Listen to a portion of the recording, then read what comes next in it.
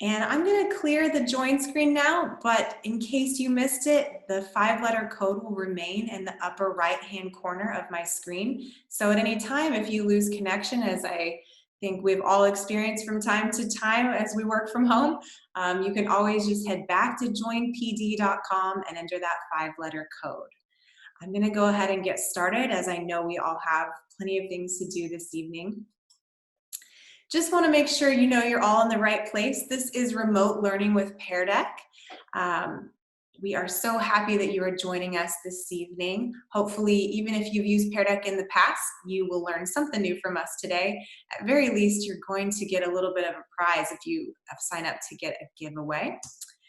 My name is Risa Bennett. I am the Program Manager for Education and Outreach here at Pear Deck. You can connect with me on Twitter at Risa Pear Deck. I hope that you give me a follow, give me a shout out. I am sharing news from Pear Deck and generally just insights on how to use Pear Deck better in your classroom. And like I have said a couple times, we're doing a giveaway. We have these adorable Pear Deck Q keychains that we're giving away.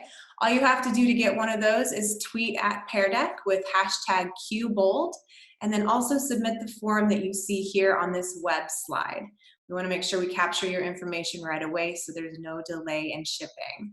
So if you want one of these keychains and you plan to tweet at us, go ahead and fill out this form right quick. I'll give you just a moment to do that.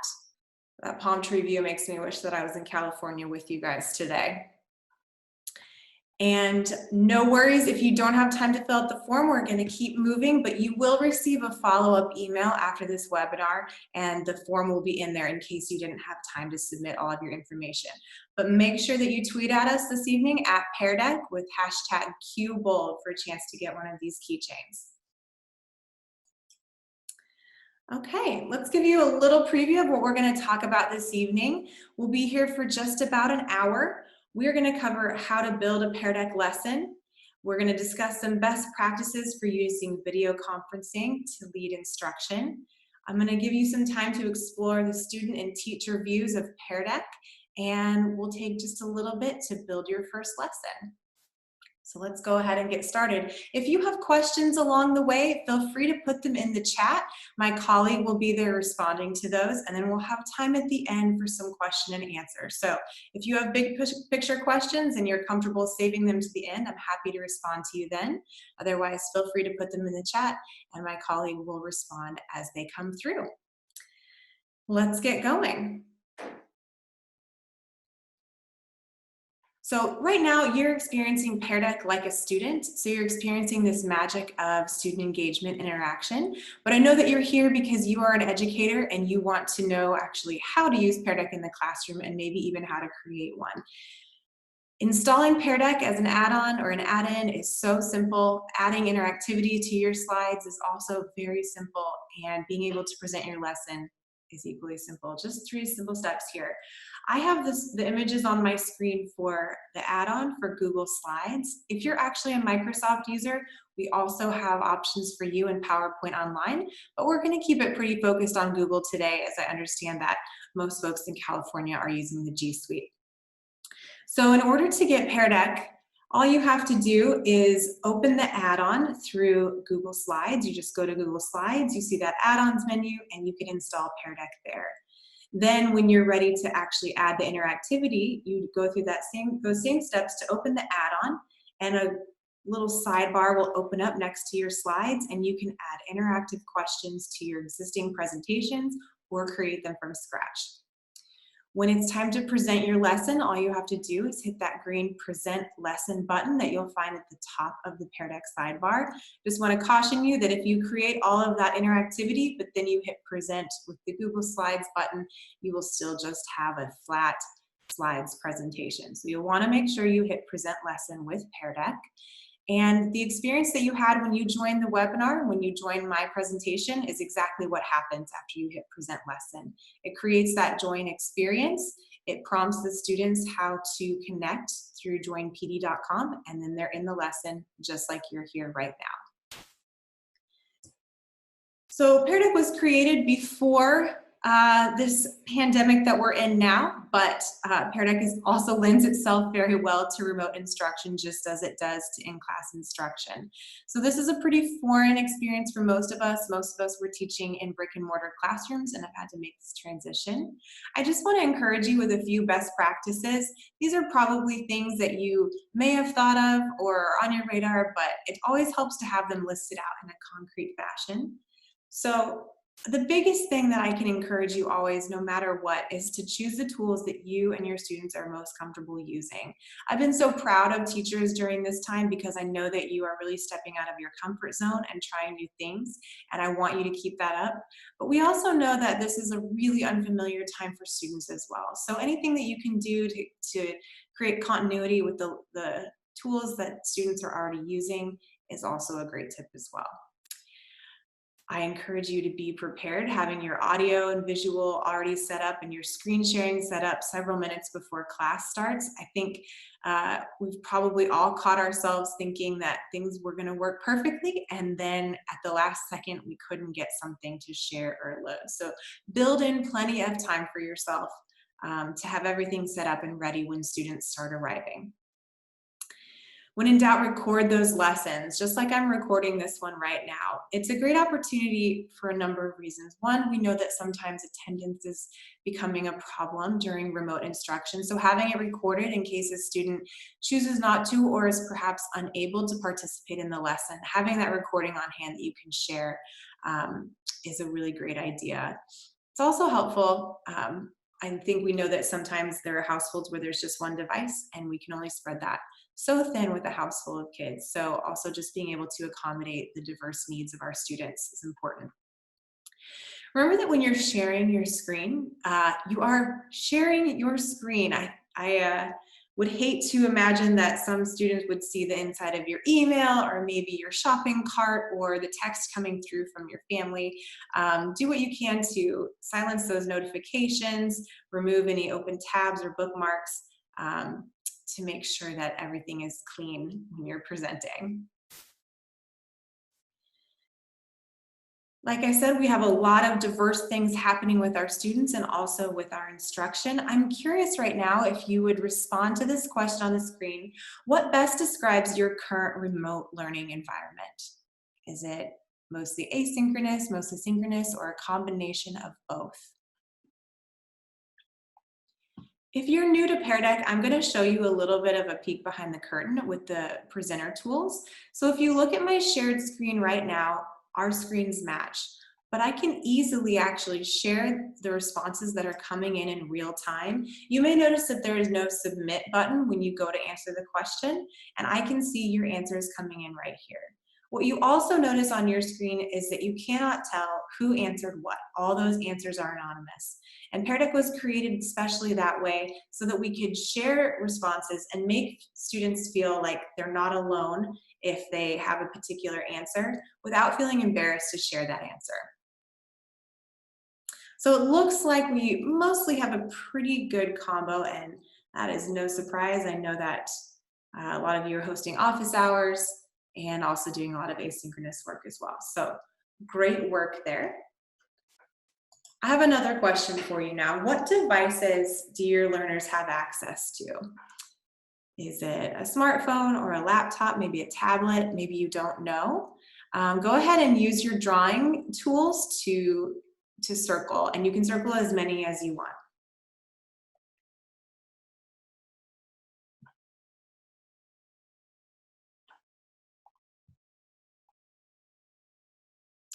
So I used to teach high school, and I can tell you that that projector trick I just showed you, where I showed all of those answers coming in real time, with a drawing slide, I would never do that unless I was able to preview my answers first. And with Pear Deck, you are able to preview those answers first. What you can't see is that I have another display open with our teacher dashboard where I can see each student's names associated with their responses.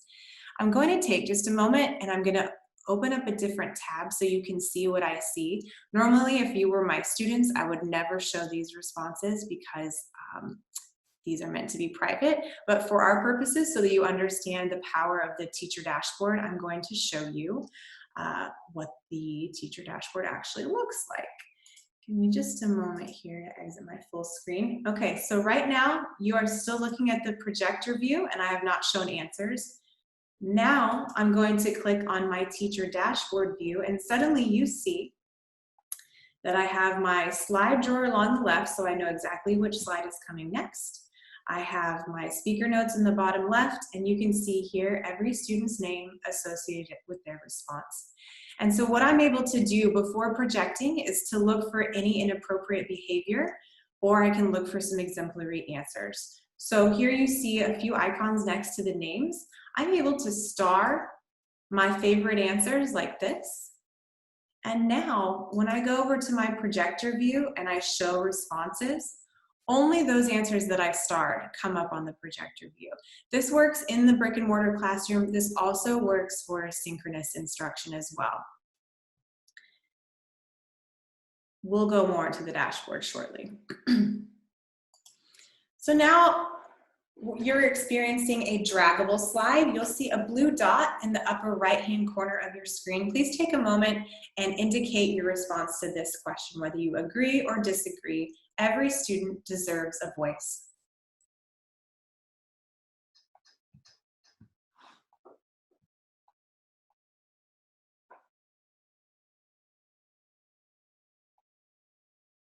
All right, I'm going to lock in your answers so that no one feels pressure to change it once I put these responses up on the screen. So again, I just clicked in the bottom right here. If you see on my projector, my projector view, I've clicked lock screens and your screen should have gone black.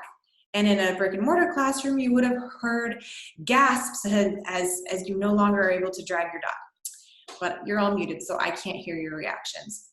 What I'm going to do now is show responses, and as you can see, nobody would have to feel pressure. If somebody had disagreed with me and everybody else was over here, nobody would be able to change their response stealthily. So this seems like a pretty obvious question. Of course, every student deserves a voice.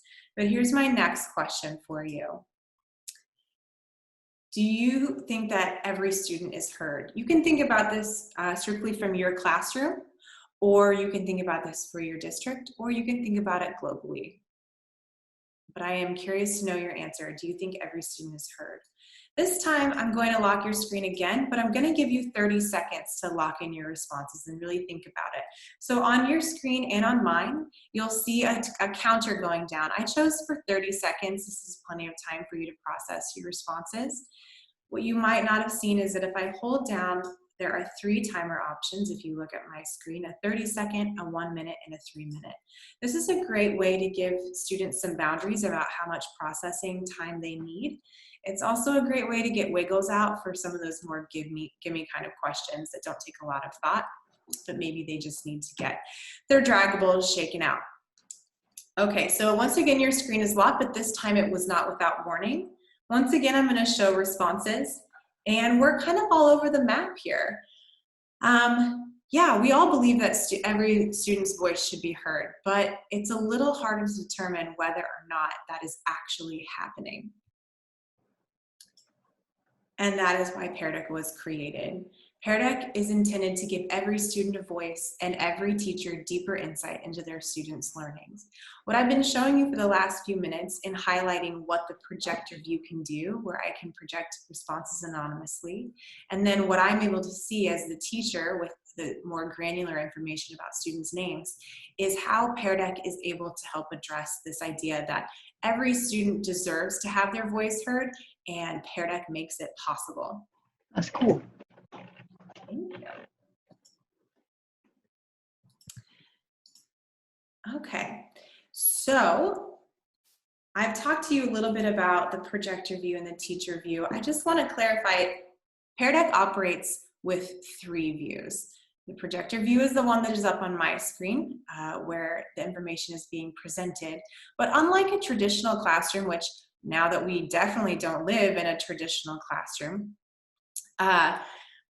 the other 2 views are even more important than they were before. So when you're running Pear Deck through a synchronous remote learning setting, it's important to have your windows arranged in a certain way. So with the student view, You want to make sure that, and this is actually really responding nicely to the question in the chat, should we be following the Pear Deck app or on Zoom? If you only have space on your screen for one window, I recommend that you keep the Pear Deck window in the forefront. If you have space on your screen for both, I encourage you to keep the Pear Deck in the forefront and then the Zoom window right behind it so you can see when I project answers up on the screen. But seeing your answers projected is less important to me and less important to the teacher in general than actually having you participate with the Pear Deck interactivity. I hope that helps clear up your question. And it's also a really great question as you guide students to help them get set up for a remote learning setting.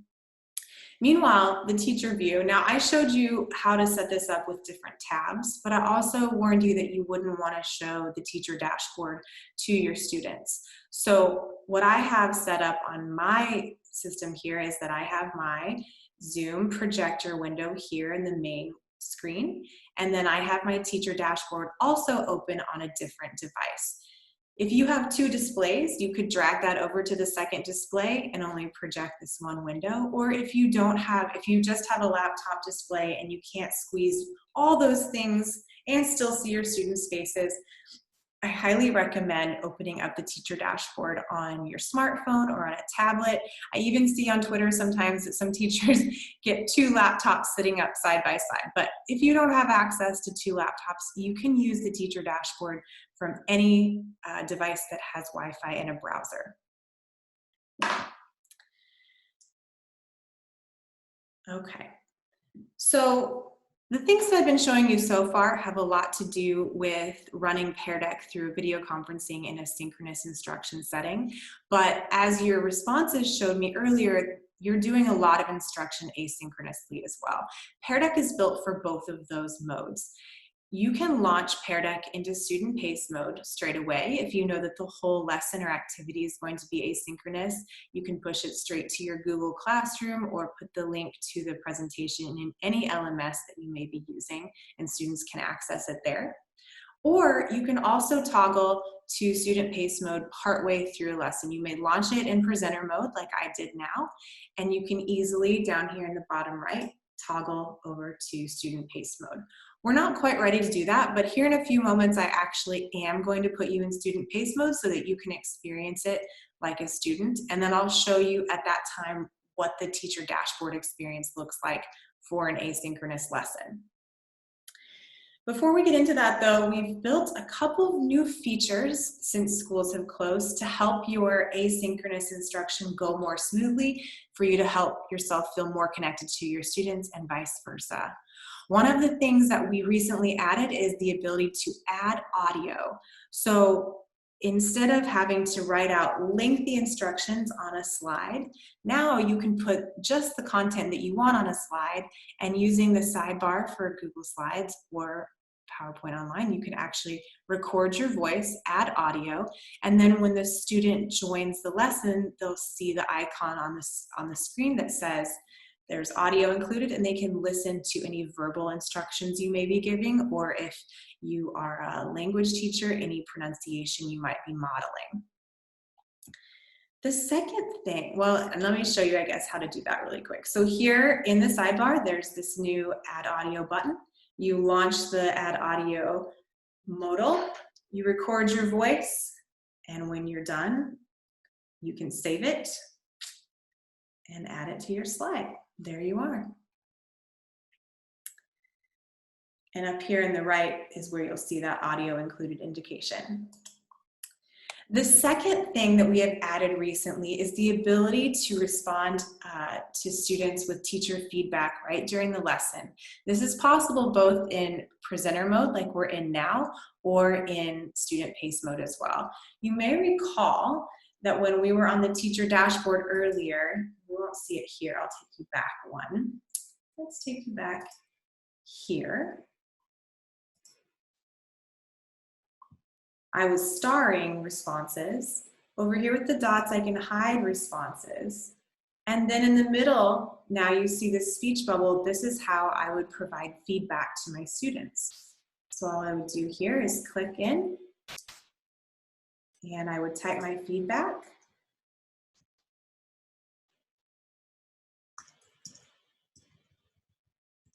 Thanks for being so honest in your response. And I will send that feedback and Joanne will receive it and I can send her more if I wanted to. So that is how, excuse me, that is how our feedback option works. That is brand new this week. So if you guys have been using Pear Deck for a while and you're like, I didn't know I could do that, don't worry, you are only 2 days behind the times. We just released that now. All right, so I promised that you would get to experience student pace mode. So again, when you need to do an asynchronous lesson, which I'm sure many of you do on a regular basis, you can actually let students drive the presentation on their own. If you look in the bottom right corner, I'm gonna click on my 3-dot action menu. I'm gonna select turn on student paced.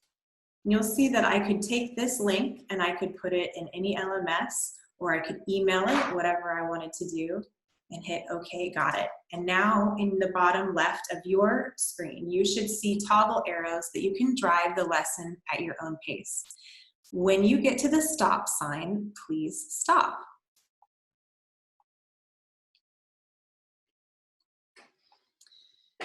Meanwhile, if you're curious what the teacher experience looks like during a student paced lesson, you can look at my shared screen again for just a moment.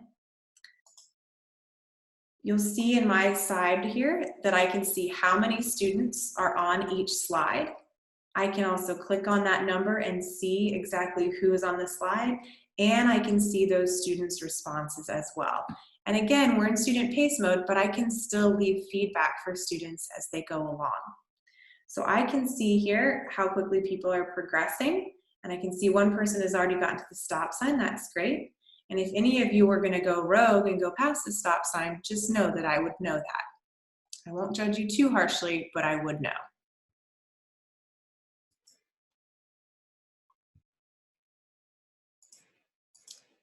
What you're viewing right now are some sample template slides that we've created to help you get started.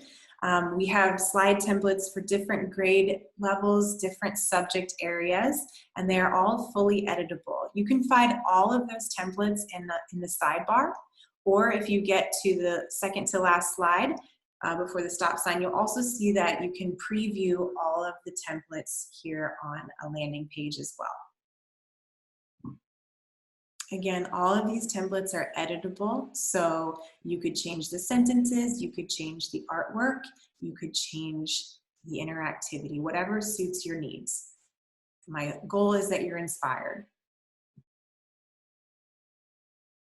You'll just take another minute to browse, and again, when you get to the stop sign, you can hit stop. When I see you all there, we'll resume.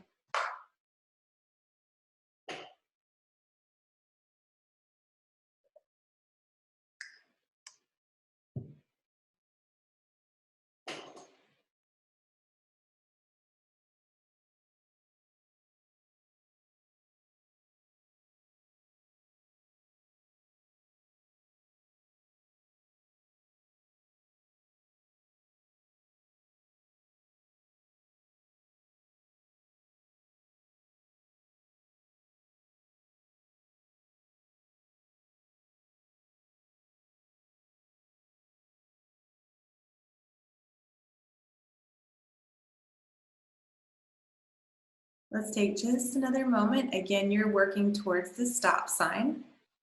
Don't feel any obligation to answer these questions. This is not a test. It's just for you to experience the different slides. No shame if you do respond to them. Just don't feel obligated.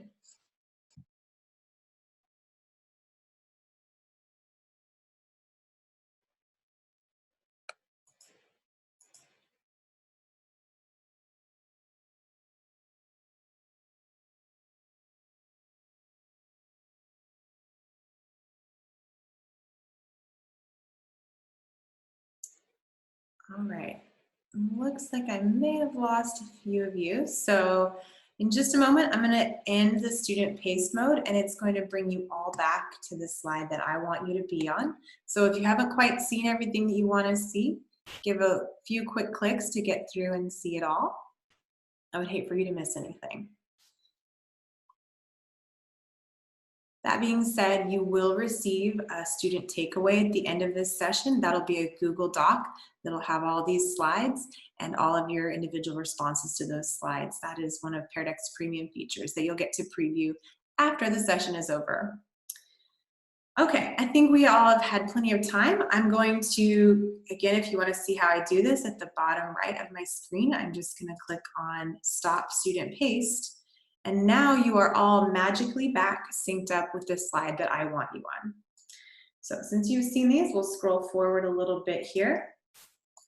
Like I said, what you just looked at are very flexible pre-made templates that are designed to be dropped into your existing lessons or to help you get inspired about how you can use Pear Deck for different subject areas and grade levels. If you're going out to teach your friends about Pear Deck, those are also a great option for people who are maybe not very confident in building slides. It's a great starter. We want to give you some other ways to get started easily as well. So we have some flexible pre-made lessons that we offer for you. One of our favorites and most recent we call Weekly Wonders. Each week we send you out a pack of 3 templates, one that's geared towards elementary, one for middle school, and one for high school, built around some, as the slide says, some awe-inspiring content. So that might be a short video from the BBC or NPR, or maybe any place where there's just good discovery content, TED Ed, things like that. It's just a quick video, and then students are given some prompts to answer some questions, and they're all centered around Pear Deck's 5 teaching truths based on the pedagogy that informs Pear Deck development. So if you want to browse those now or later, these are great for sub-plans or as warm-up activities, whatever you need. Another option for pre-made content that we offer are our Newsela daily decks. We're so delighted to be partners with Newsela.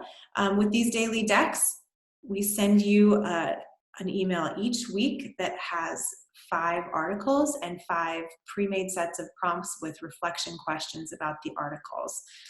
This does require students to have Newsela logins, but other than that, everything here is free. We know that now is a very challenging time to be in education, and so we want you to stay connected with us. We are providing as many resources as we possibly can to help you with your remote instruction, including providing Pear Deck Premium for free through the remainder of this school year. So if you have not capitalized on that offer and you want to check it out, I highly recommend you take a look.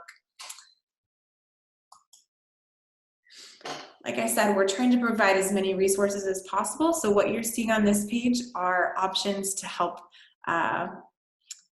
you get started with Pear Deck. If you scroll, you'll see our different help options. We have an ebook that was written by several Pear Deck coaches. There are help videos that you can view if you're more of a video learner, and also access to our knowledge base as well, where you can find answers to just about every Pear Deck question you could conceive of.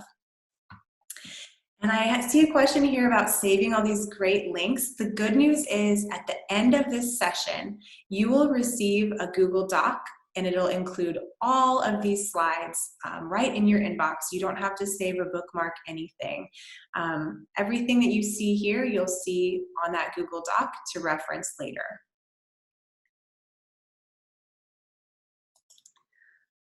Okay, so I promised you a little bit of time to learn how to build a Pear Deck lesson.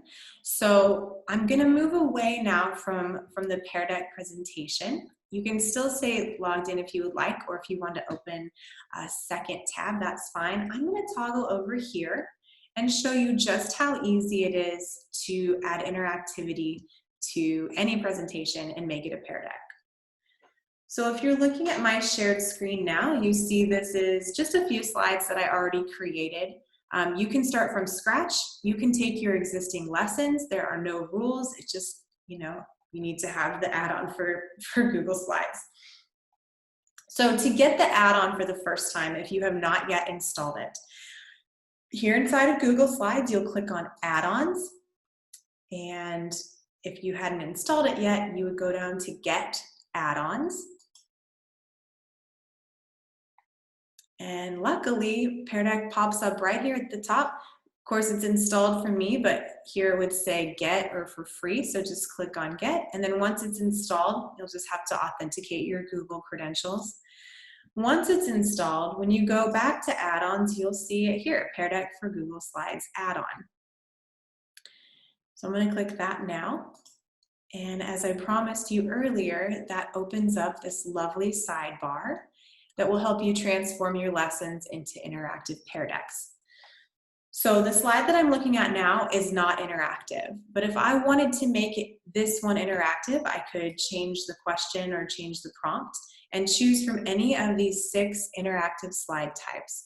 So we have text, multiple choice, number, drawing and draggable, and also embedding a website.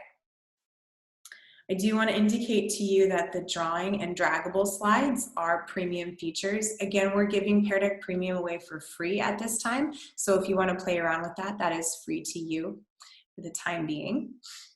So if I wanted to make this slide into a drawing slide, all I would do is click the draw icon here. It tells me that it's working and what it's doing. And now I see this prompt bar at the bottom, just like you experienced as a student.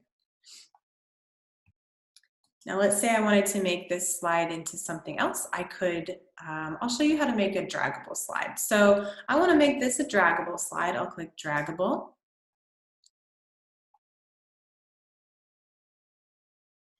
And I'm able to select the shape, color, and size of my draggable icon here.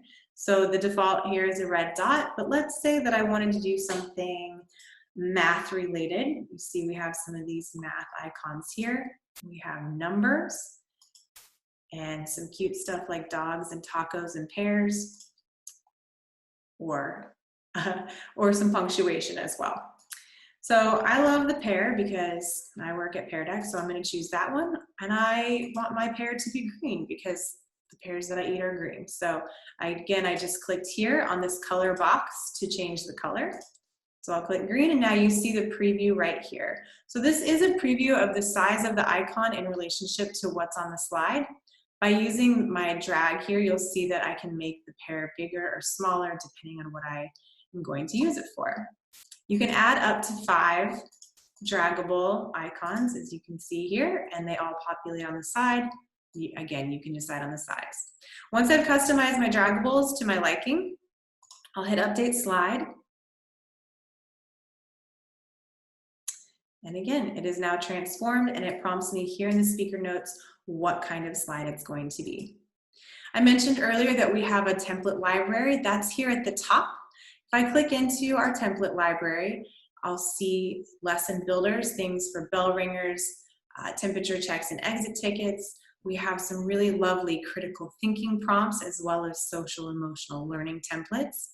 And then here are more around our subject areas.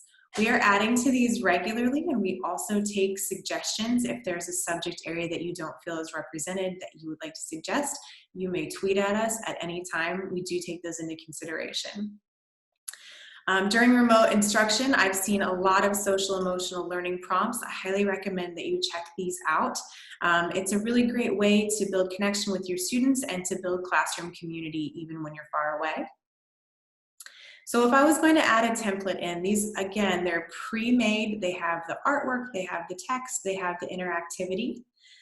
Let's say that I wanted to do a quick stress check. I'll just click this template.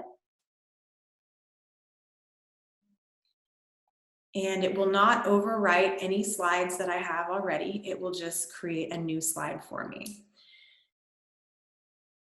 And as I mentioned, this is fully editable, so I can change the text, I can change the artwork, I can change the size of anything that I want. I could even alter what kind of draggable it was if I didn't like the kind of icon that it chose automatically. It's truly that simple. Now, once I've created the lesson that I want to create and I have all the interactivity that I want, and by the way, I do not suggest that every slide needs to be interactive. Every few slides is totally fine. Remember that the point of Pear Deck is not just clicking, but it is formative assessment, it is student engagement, and so you can use those as generously or as judiciously as you want to capture student input. Once you've created the deck that you want, as I mentioned earlier, all you have to do is click Start Lesson, and it will create that same join experience that I modeled for you earlier. I'm not going to launch this now because I have to admit that my Wi-Fi is maybe not strong enough with all of you on my webinar to launch multiple Pear Decks at a time, but once I hit Start Lesson, it will pop up whether or not I want it to be a presenter-led presentation or whether it's going to be student-paced, and then the join experience.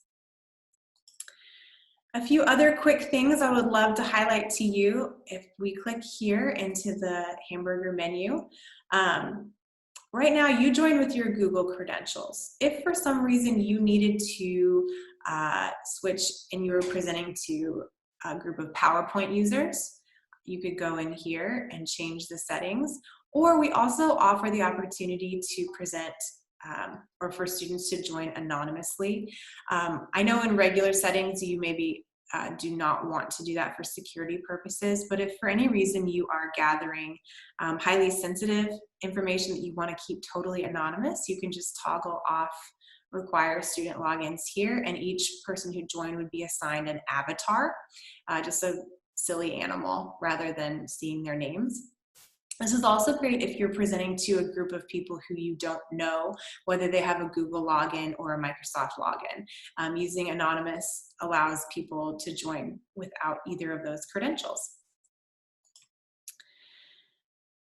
Okay, I think that we have plenty of time for some questions. I'm going to go back now to the Pear Deck presentation. Again, everything that we've covered today, except for this little live how to build a Pear Deck demo, of course, everything that's been in the slide presentation is going to be landing in your Google Drive as a Google Doc. So all of the links, all of the shared information will be right there. Before we go too much further, I want to open it up for questions. I'm going to do that in the Pear Deck. So I'm going to choose New Prompt. Oh, I see you have a question about where the templates are. Sure. So over here in the sidebar, when I am in Google Slides, right here where it says Template Library in the sidebar, when I click into the Template Library, you can scroll down and see all of the templates there and click into any menu that you want.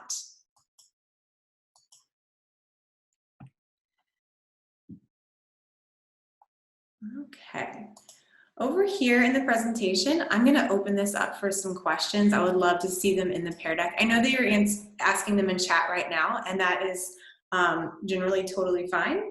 But I am going to ask you a Pear Deck question here with a new prompt. Let's see. I am going to choose please write a response right here. And then I'm verbally going to prompt you in the text slide here, type any questions that you would like me to answer about what we've covered so far.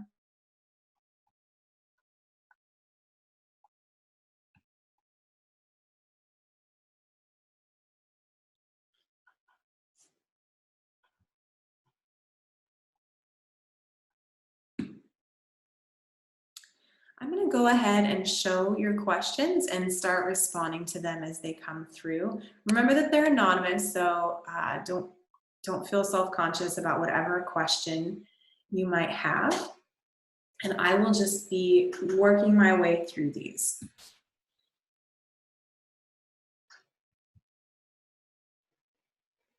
Let's see, how long is the audio that you have to respond? So the audio is just for teachers to record audio. So I want to make sure that that's really clear. There is no audio response for students. But if the question is about how much audio you can record on the slides, I don't think there's a limit, and we have a pretty high cap on the file size. So I think, Danielle, correct me if I'm wrong, I think it's maybe like 30 minutes or something of audio that you could add to a slide presentation. It's pretty lengthy. That's correct, but we recommend keeping it around 2 minutes just to make sure you optimize the Pear Deck experience. Thank you so much. Of course. Are there training videos anywhere for newbies? Absolutely. So one of the previous slides had a whole bunch of links. Oh man, somebody's using the whiteboard. Are you in the wrong place? Yes, friend. If you are writing on the Zoom whiteboard, you are in the wrong place. Everybody else is joined into the Pear Deck. Training videos. Yes, there are training videos out there. You'll get a link to that. If you want to remember it now, it's peardeck.com/help-videos. But we have them for Google and for Microsoft users. I understand the draggables. How do they draw on them? So draggables are just those icons that you drag. So there's no drawing. If you wanted to be a drawing slide, then you would select the drawing interactivity over here. I'm just going to toggle here quickly. So draggable, that's dragging the icon, and then drawing are two separate functions. Okay, how does it work in Microsoft Teams PowerPoint? Well, that might be a whole tutorial all in itself. But what I want to tell you is that those help videos that I promised you have all of the instructions for how to make Pear Deck work inside of Microsoft Teams for PowerPoint Online.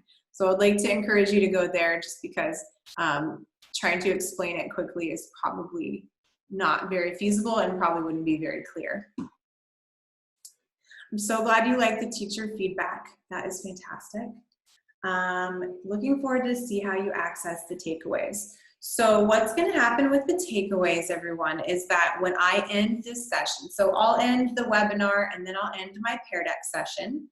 And shortly after that, you'll receive an email and it'll say, Risa shared a takeaway with you. And when you open that up, that's how you'll be able to open up the doc of the takeaway. Okay, did I hear that slides are editable? So we can add to any slide as well as, or just change? Yes, so any slide template that you access is just a Google slide that's already been styled. So you can change the font, you can delete the text, you can change the size of the image or delete the image altogether. I know sometimes people that teach older students are less interested in our lovely cartoon illustrations. You can delete those if you would rather have more photographic images. This is such a good question. I'm so glad this person asked this. Before I invest in switching to Pear Deck, I would like to know what would happen if Pear Deck were to go out of business and all of my Google Slides are connected to Pear Deck. What would happen is you would have a bunch of Google Slides. You would not lose any of your content. Now, if Pear Deck stopped working, then you would not be able to make it interactive, but all of that content that you create with Pear Deck, you own forever. It always will live in your Drive, or it will always live in your OneDrive if you're a Microsoft user. We do not own anything that you create. So if you use Pear Deck for a year and you build 500 lessons, and then you stop using Pear Deck after a year, you still have those 500 lessons that belong to you. So great question. Also, I'm wondering how it will work if we use the premium features now, but then lose access. What will happen to those slides? You will still have those slides. Nothing bad will happen. You won't lose anything. Is there a Pear Deck app for iPads, or do kids need to be on Google Chrome? We do not have an app. You just have to access through a browser, but it does work on iPads for students to participate that way. We are completely device agnostic. We are browser agnostic. Although Chrome does work the best, we will not hold you to that. So students can participate on any device as long as they have Wi-Fi and browser access. Are we aligned with the Disco Library in Flipgrid? I think maybe some people have put some things about Pear Deck in the Disco Library. I don't recall if we have anything specific in there or not. The Orchard is a collection of pre-made content. There's teacher-created lessons in there. There's Pear Deck created lessons in there. It's really just a place to browse and get started. It's not a super deep, extensive collection, but just some examples to help you get inspired.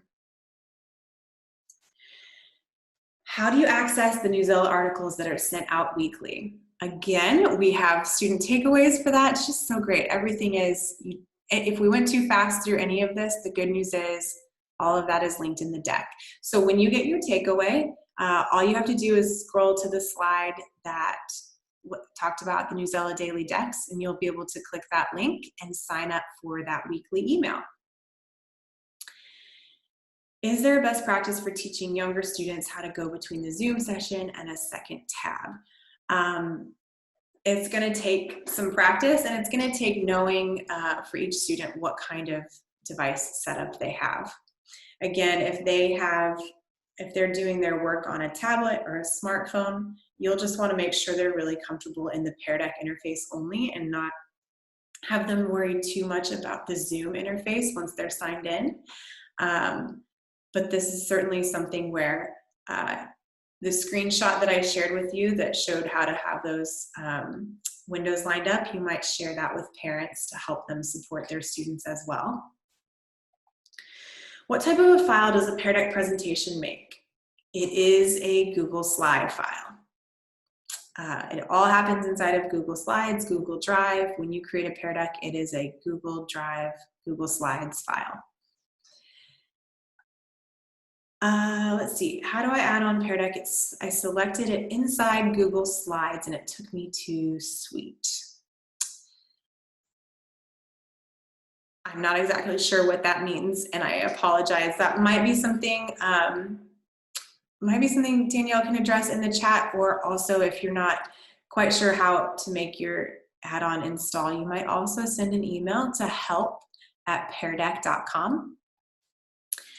Can teachers purchase premium individually, or does it have to be purchased through the school site?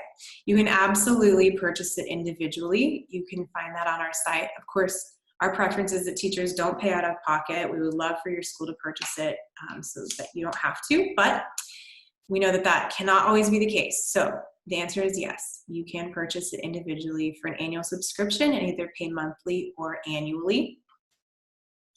But right now we are giving it away for free, so you can test drive it.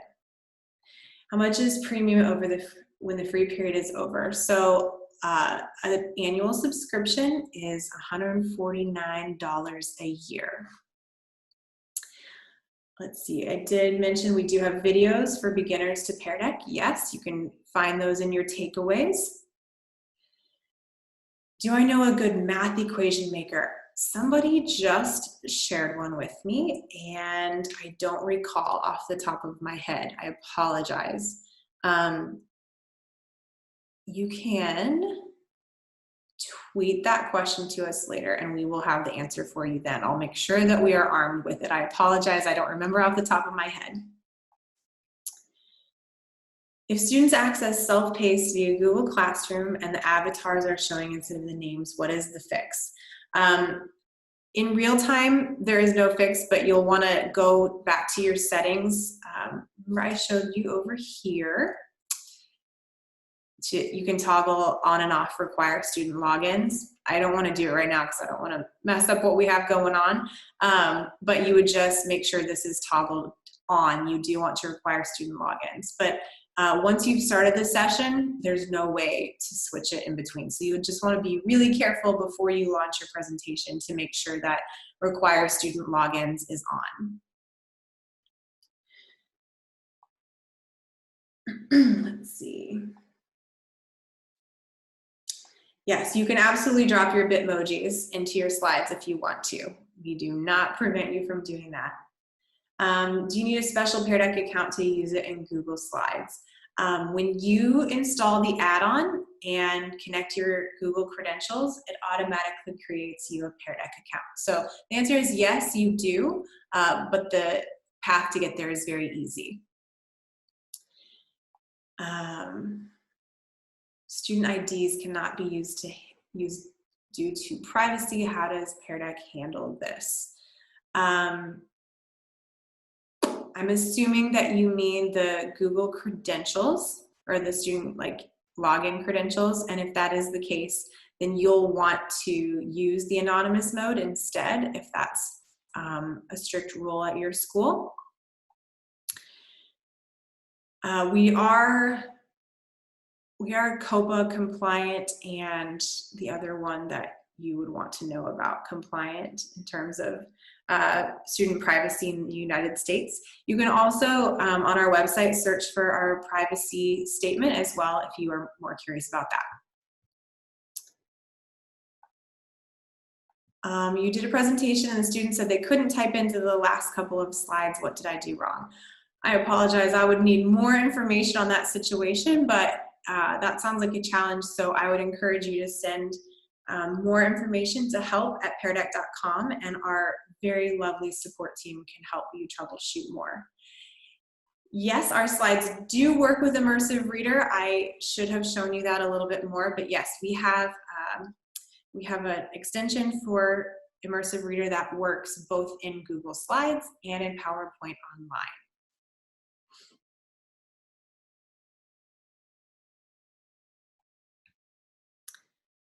Are Pix movies embedded or linked? I'm assuming that's Pix and movies. It just depends on how you decide to put it in there, whether you use a web slide or you embed it onto the slide. But if you want to know more about that, there's an extensive article on video embedding on help.peardeck.com. Okay, I am getting told that we need to wrap this up. So let me breeze through a few more of these really quickly here. If you are not whitelisted, you do need to connect with your school or your tech admin at your school about having this whitelisted. Templates are always free.